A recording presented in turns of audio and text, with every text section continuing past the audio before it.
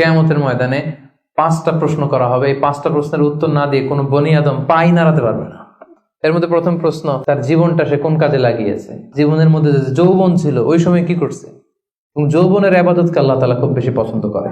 আপনাদের এই বয়সের অফিসে খুব ব্যস্ততা, এরপরেও যে একটু কষ্ট করে নামাজটা পড়েন, হ্যাঁ, এরপরে যে জামাতে আসেন, এরপরে আপনি সুন্নাহ মোতাবেক চলতে যাচ্ছেন, দাঁড়িয়ে রাখছেন, এটা অনেক বড় ইবাদত।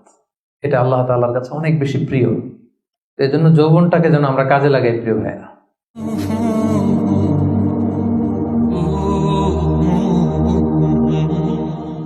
সাধারণত যুবক ধরা হয় কোন বয়স থেকে কোন বয়সে? লেটস সে 20 থেকে 40, তাই না? 20 থেকে 40, এই 20 বছরের সময়টা হচ্ছে একেবারে জীবনের সবচাইতে মাহেন্দ্র ক্ষণ। এত শক্তি, সম্ভাবনা, টকবগে যুবকদের মধ্যে আল্লাহ অনেক প্রাণ শক্তি দিয়েছে। এরা বিপ্লব ঘটায় ফেলতে পারে, এরা সময়ের গতি স্রোতকে পাল্টে দেয়, সাগরের স্রোতকে উল্টে দেয়, এরা বিপ্লব করে ফেলে, ইতিহাস রচনা করে, ঠিক কিনা? এই জন্য যৌবনের এই সময়টা, প্রিয় ভাইরা, অনেক দামি। এটা বেশি দিন থাকবে না। রং ধরা যৌবন জং ধরে নাই, শেষ।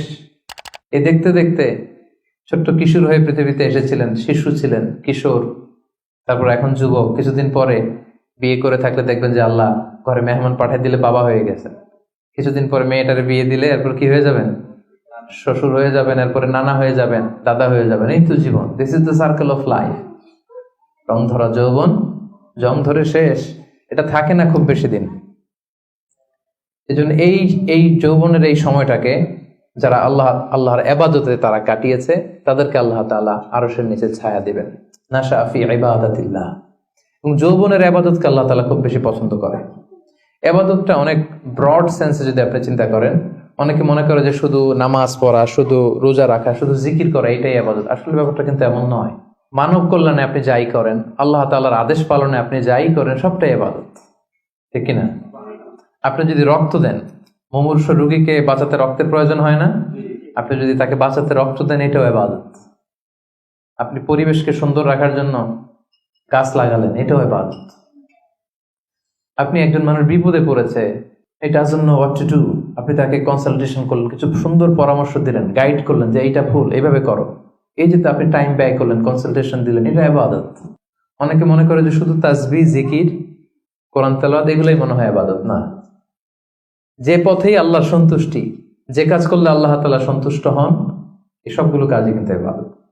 তাই যৌবনের এই মোক্ষম সময়টাতে আল্লাহ তাআলার ইবাদত করে আমাদেরকে কাটাতে হবে। আমা খালাকতুল জিন্না ওয়াল ইনসা ইল্লা লিয়াবুদুন। আমি মানব জাতির জিন জাতিকে কেবলই সৃষ্টি করেছি আমার ইবাদতের জন্য। এজন্য এই বয়সের, আপনাদের এই বয়সের অফিসে খুব ব্যস্ততা, এখানে খুব ব্যস্ততা, এরপরেও যে একটু কষ্ট করে নামাজটা পড়েন, হ্যাঁ, এরপরে যে জামাতে আসেন, এরপরে আপনি সুন্নাহ মোতাবেক চলতে যাচ্ছেন, দাঁড়িয়ে রাখছেন, এটা অনেক বড় ইবাদত। এটা আল্লাহ তাআলার কাছে অনেক বেশি প্রিয়।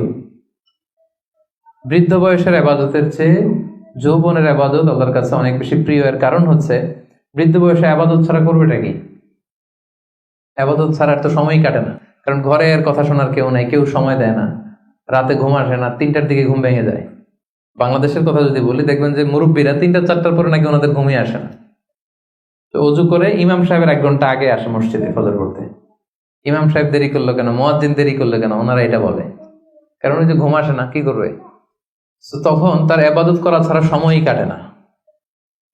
ওই ইবাদত আল্লাহর কাছে ততটা প্রিয় নয় যতটা প্রিয় হচ্ছে একজন যুবকের ইবাদত, ঠিক কিনা? আপনি যৌবন কালে যদি আল্লাহ তাআলা দাসত্ব করতে পারেন, ইবাদত করতে পারেন, আপনার বার্ধক্যে উপনীত হওয়ার পরে ইবাদত করতে না পারলে আল্লাহ তাআলা ইবাদত দিয়ে আপনার আমলনামা পূর্ণ করে দিবে। পূর্ণ করে দেবে। আপনি ফজরের সময় উঠতে পারতেছেন না, কোমরে ব্যথা, ডায়াবেটিস ইত্যাদি ইত্যাদি, আল্লাহ বলবে যুবক অবস্থায় কি করেছিল ওটা দেখো, ওই সময় যা করছে ওটা লিখে দাও। এই জন্য আল্লাহ রাসূল সাল্লাল্লাহু আলাইহি ওয়াসাল্লাম বলেছেন যে এই যৌবনটারে কাজে লাগাও। আল্লাহ রাসূল সাল্লাল্লাহু আলাইহি ওয়াসাল্লাম বলেছেন 5টা বিষয় আসার আগে 5টা জিনিসকে কাজে লাগাও। তার মধ্যে একটা হচ্ছে শাবাবাকা ক্বাবলা হারামিক, বার্ধক্য আসার আগে যৌবনকে কাজে লাগাও। সিহহাতাকা ক্বাবলা মারাদিক, অসুস্থতা আসার আগে সুস্থতাকে কাজে লাগাও। গিনাকা ক্বাবলা ফাকরিক, গরিব হয়ে যাওয়ার আগে তোমার ধনাঢ্যতাকে কাজে লাগাও। ফারাগাকা ক্বাবলা শুগলিক, ব্যস্ত হয়ে যাওয়ার আগে অবসরটারে কাজে লাগাও। হায়াতাকা ক্বাবলা মাউতিক, মৃত্যু আসার আগে জীবনটারে কাজে লাগাও। এই জন্য যৌবনটাকে যেন আমরা কাজে লাগাই প্রিয় ভাইরা। এবং কিয়ামতের ময়দানে 5টা প্রশ্ন করা হবে, এই 5টা প্রশ্নের উত্তর না দিয়ে কোনো বনি আদম পাই নাড়াতে পারবে না, পা নাড়াতে পারবে না। এর মধ্যে প্রথম প্রশ্ন, আন হায়াতিহি ফিমা আফনা,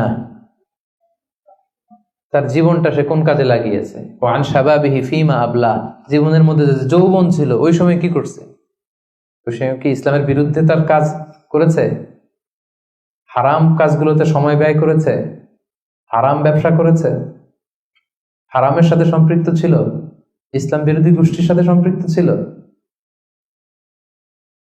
আপনাকে জিজ্ঞেস করা হবে যে এই যৌবনের সময়টা আপনি কি কাজে লাগিয়েছেন, নাকি ইসলামের পক্ষে ছিল, যা করেছে ইসলামের পক্ষে কাজে লেগেছে। সম্পদ কোত্থেকে উপার্জন করেছে, কোথায় ব্যয় করেছে, যতটুকু জেনেছে ততটুকু মেনেছে কিনা। এই 5টা প্রশ্নের উত্তর দেওয়ার আগে বনি আদম কিয়ামতের ময়দানে পাই নাড়াতে পারবে না। এই জন্য দ্বিতীয় শ্রেণী হচ্ছে ওয়াশাবুন নাশাআ ফি ইবাদাতিল্লাহ, এমন যুবক যে তার যৌবনকে আল্লাহর ইবাদতে কাজে লাগিয়েছে। এজন্য যৌবনটাকে যেন আমরা কাজে লাগাই। মনে থাকবে সবার, সবাই কিন্তু আপনারা যুবক, এই সময়টা পাবো না, আমরা মিস করবো কিছুদিন পরে। এই যে কুচকুচে কালো দাড়ি, আপনার কি মনে হয় আজীবনে কালোই থাকবে? তাহলে আমাদের দাদার গুলা সাদা করলো কে, নানার গুলা সাদা করলো কে? ওই বয়সে যাওয়ার পরে এই কুচকুচে দাড়ি, কালো চুল, এগুলো কি হয়ে যাবে? সাদা হয়ে যাবে। এটাই জীবন।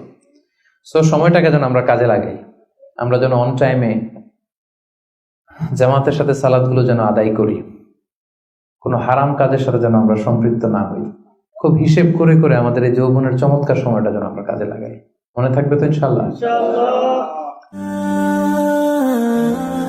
Be a part of our vision. Do listen and share the khair. Be with our official social media handle for latest updates.